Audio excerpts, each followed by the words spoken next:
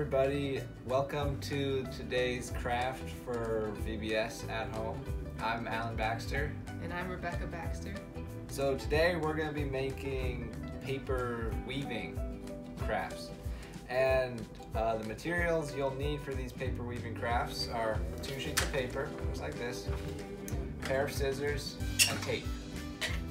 The end result should look something like this.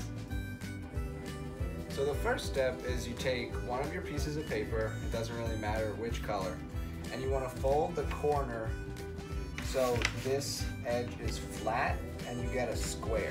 You want, or a triangle right now, and you want to only use this part. So then once you do that, you cut off the extended rectangle here. You won't be using that for this craft.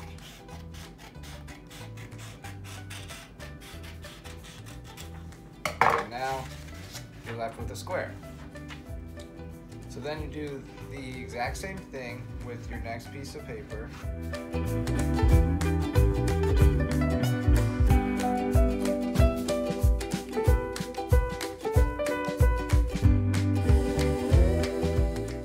And now you're left with a square.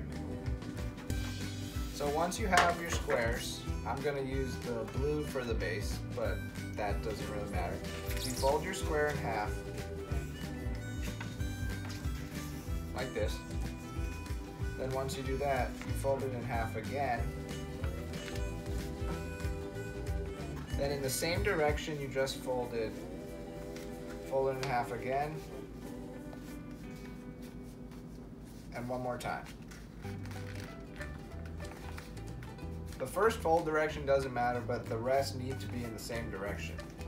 When you unfold it, it should look like this, and you have 8 sections. 1, 2, 3, 4, 5, 6, 7, 8.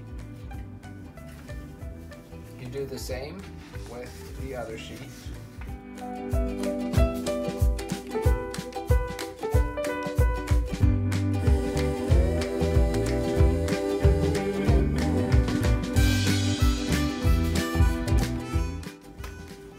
There you have your 2 sheets. The next step, once you have your 8 folds, is to cut along each of the folded areas that you had made.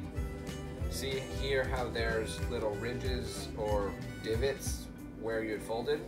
You want to cut on each of those, and since this is the base, leave about 1 inch, that much space on this end.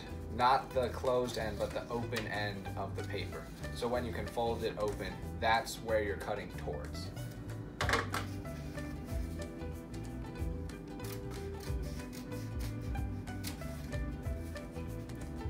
And try to make the length of each cut the same.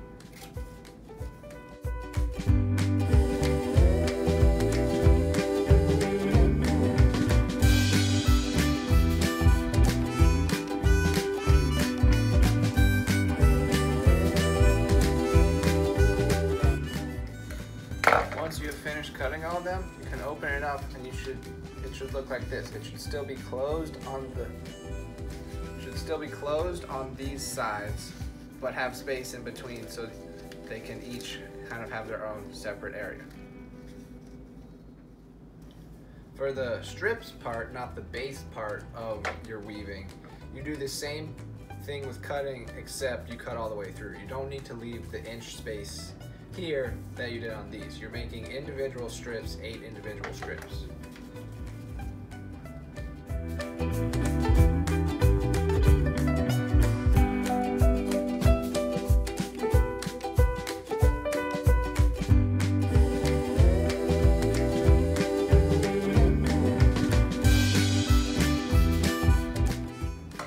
Once you're finished, each of them should look something like this. Then you're ready to get to the fun part and start weaving. For that, I'll hand it over to Rebecca. Okay, so now we're gonna start the weaving part. You're actually only gonna need 6 strips for this, so you can put 2 of them aside. And when you do weaving, you wanna make sure that you always go in a pattern, either over, under, or under, over, over. As long as you remember that, weaving is pretty simple. So you're gonna pick a side to start on, and decide if you want to start over or under. I'm going to start over, so I'm going to go over this strip. The next strip is this one, so I'm going to go under it. And I'm going to continue doing that all the way across until I get to the end. Because this has 8, you should be the opposite of what you started on at the end. So if I started on over, I should end up at the end with the strip under the piece of paper. And you're gonna just do that for each of these. Make sure that each strip you start the opposite of what you started with before. So I started over here, so I'm gonna start under. That way you get that checkerboard pattern that looks like a woven piece of cloth. You're just gonna keep doing this for all 6 strips. Make sure you push them down next to each other so they're touching. That way you have enough space for all of your strips.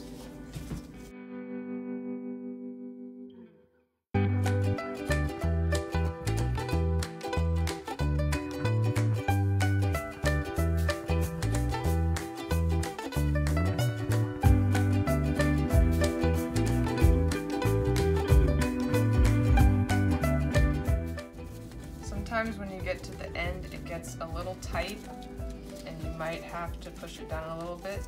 So sometimes the last one is a little bit challenging, but it's doable. It just takes a little bit longer. So if you get to the end and there's not enough space for the strip to go through, you can always just cut a little bit more in between each of the strips on the base to make enough space for your final strip.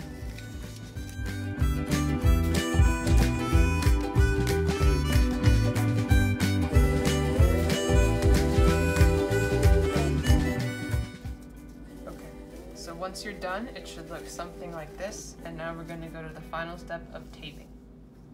Okay, so now we finished weaving, so your paper weaving should look something like this, and we're just going to finish off by taping. You can also use glue if you have that, it doesn't matter, you just need to be able to stick the ends of each of your strips down. So I'm just going to take a small piece of tape, tape this end down, and we're going to do that for all the strips on both sides. So you want to make sure that some of these are behind the base and you can't see them if it's laying flat, but you still want to tape it. You want to tape each end of your 6 strips, so you should end up using 12 little tiny pieces of tape.